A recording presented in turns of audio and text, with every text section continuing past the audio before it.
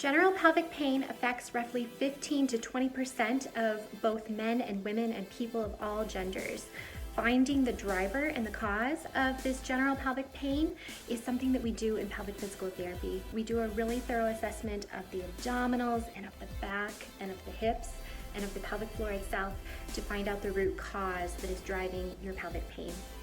One of the most common factors associated with pelvic pain is overactivity of the pelvic floor muscles or poor coordination of them and timing and control. For example, the muscles contract when they should be relaxing, when you're trying to urinate or defecate or have intercourse.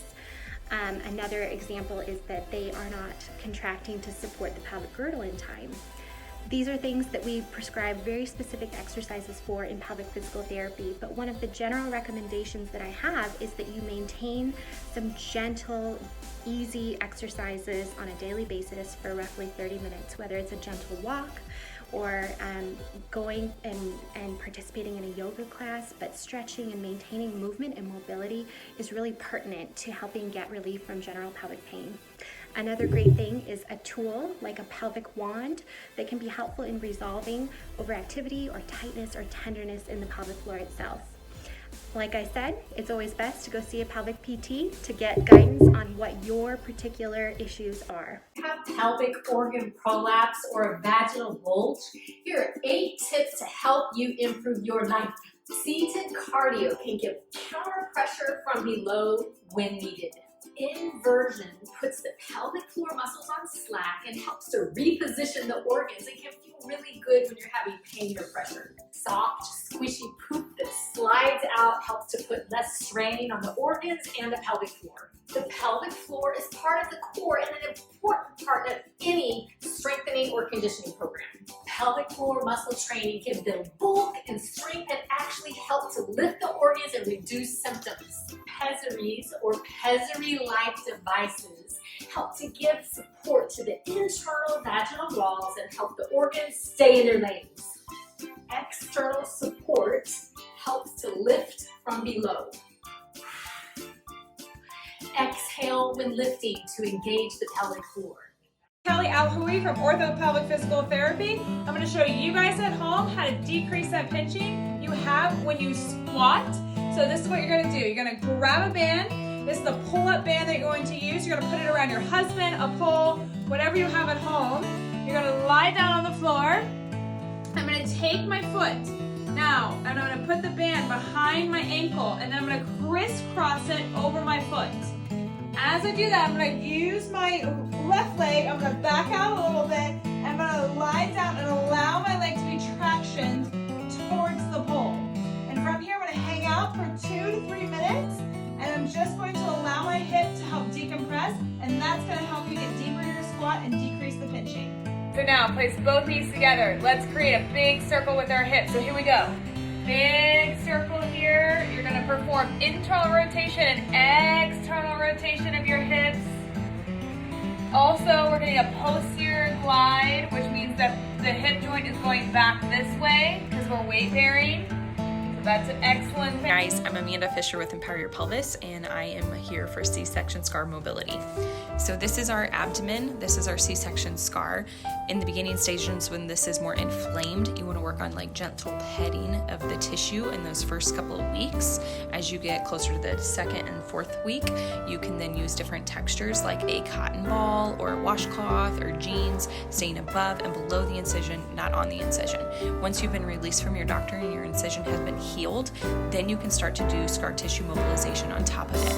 So this is going to be moving the fingers up and down, side to side, and clockwise, counterclockwise, below the below the belly button, on top of the incision, and below. And again, that's once you've been released from your doctor. As you get closer to the 8 and 12 week marks, you can go in a little deeper because your scar tissue does go deeper than your incision. Your incision is the tip of the iceberg, and there's so much more that lies beneath it. So as you get further in your healing, you can actually go deeper. Hi pelvic friends. Okay, so today I'm going to talk to you about a couple of tips how to treat coccydynia or tailbone pain. So there's a variety of ways you can manifest tailbone pain, whether that's an injury onto your tailbone like you fell down, through childbirth, or even hypertonic pelvic floor muscles that are pulling in the tailbone into a flexed position. You can do this position. You could go right here to this position, or you could get a hamstring stretch through a triplanar pose. So you're just putting your hands right here and kicking out and just thinking about letting your tailbone extend outwards. Breathing. Hi everyone, Dr. Mandy Menino here today to talk to you about the sacroiliac joint. So the SI joint is where the pelvis meets the sacrum. This is where the load transfer is going to occur as we're walking. So where the load goes from the legs up through the pelvis and into the spine.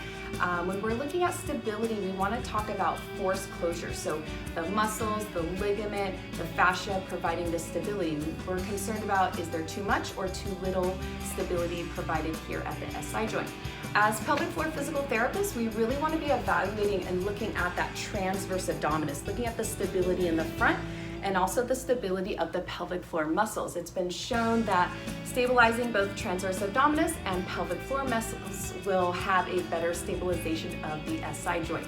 So if you're suffering from low back, SI joint pain, get yourself in to see a skilled pelvic floor physical therapist for a full evaluation and treatment to help you on your road to recovery. This is Dr. Carrie Pagliano, and here are 2 tips for postpartum women. First of all, don't play the comparison game. We all have our own birth journeys and all have our own postpartum issues afterwards. Don't play the comparison game on social media and worry about whether you're behind or need to catch up. The second one is, Kegels aren't the answer for everything. It's important that if you're having issues with pain, leakage, or even heaviness or pressure, to get evaluated to make sure that you have muscles that are not overactive or underactive. There's different treatment depending on what the reasoning is. So get checked. Happy Physical Therapy Month. This is Rachel Gelman from Pelvic Wellness and Physical Therapy, and I'm here to talk about my #1 tip for dealing with constipation. Constipation is a common symptom of pelvic floor dysfunction, but it's also a common cause of pelvic floor dysfunction, so we can all benefit from pooping better. So as humans, we are not meant to sit on a toilet to have a bowel movement. We are meant to squat. So if we can get ourselves in a squat-like position, that is the optimal position for defecation. So what I recommend is either putting a step stool under your feet, some books. There's something on the market called the Squatty Potty. All of that will get your knees above your hips, which is the optimal position for having a bowel movement, as you can see in this picture. So this image over here is what we're going for, and that helps relax the pelvic floor so we can avoid pushing, straining, and have a better bowel movement. The sciatic nerve is one of the largest nerves in the body, exiting from the lumbar spine, transitioning down the back of the leg, and even into the sole of the foot. When one experiences sciatica, we think about structural changes that may be arising in the spinal column.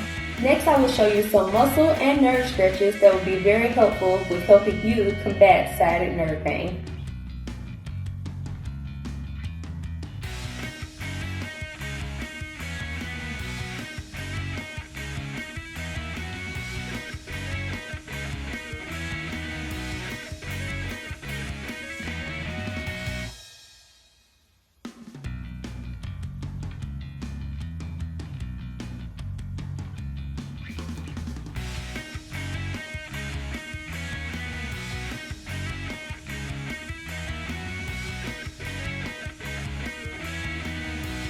Hi, my name is Corey Hazama. I'm a pelvic floor physical therapist in New York, New York. And today I want to talk a little bit about what to do if you're having pain with sitting.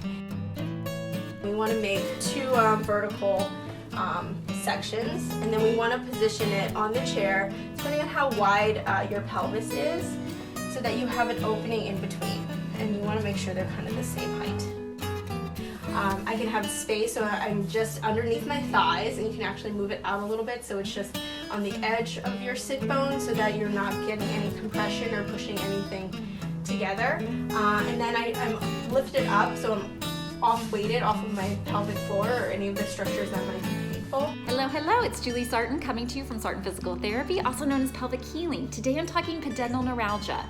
All right, the pudendal nerve is a peripheral nerve that comes off the spinal cord. Here we have our spinal cord coming down, and we have 3 different nerve roots that form the pudendal nerve, S2, 3, 4. They dive into the pelvis as one peripheral nerve. They have an intimate relationship with all the pelvic floor muscles as they run this pretty tortuous course and even associated ligaments.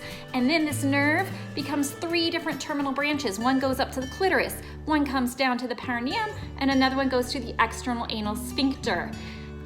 If you have PN, you need to know that you can heal. What's a quick way that we can help offload the pelvic floor? Number 1, watch the amount of sitting you do. We don't want compression on this nerve. There are a lot of cushions out there. You have to try them though before you buy.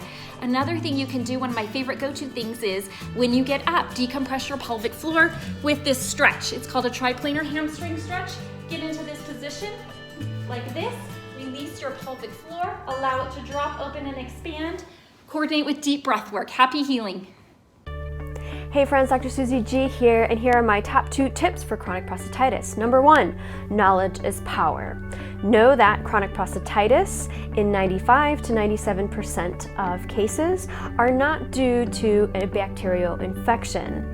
So get to know your pelvic floor muscles and all the related structures, the neurovascular structures, in addition to abdomen, back, hips, anus. Oh my! So just know that it is a diagnosis of exclusion and oftentimes does not result from an infection. Tip number 2, use breath, movement, and safe touch to tap into the autonomic nervous system, which controls a lot of our bodily functions.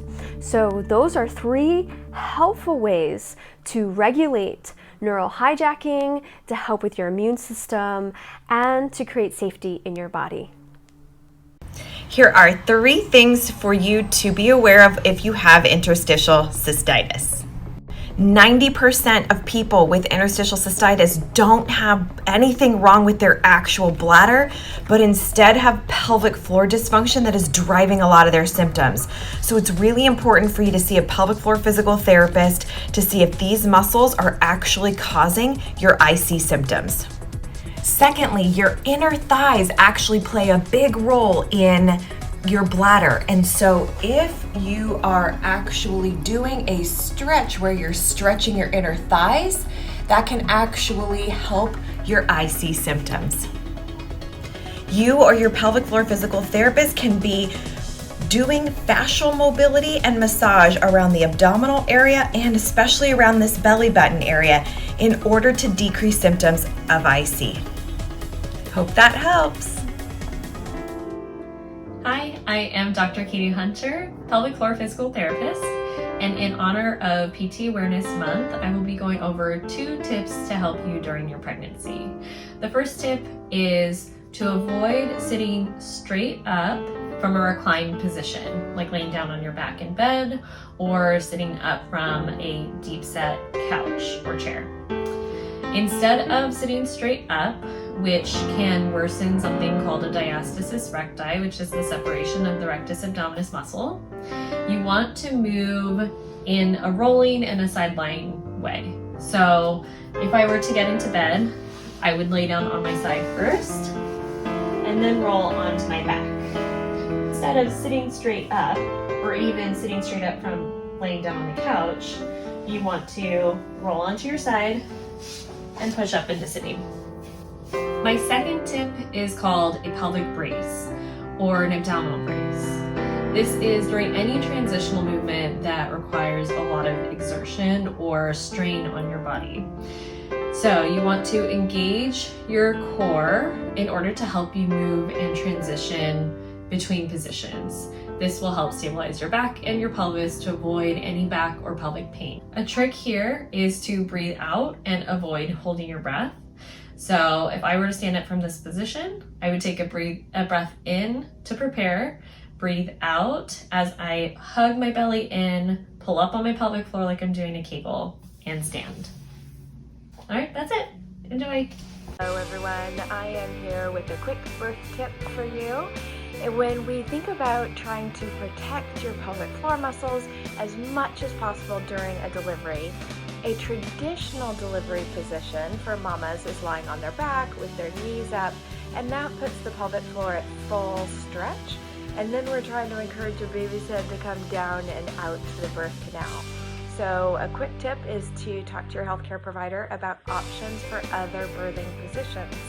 What we know from the research is that side lying and delayed pushing, so waiting till you are a full 10 centimeters dilated, is the best way to protect your pelvic floor from having tears. When you're on your side and your knees are up into your chest, your birthing professional still can see plenty, but your pelvic floor is a little more lax and so much less likely to have tears. Good luck with your birth.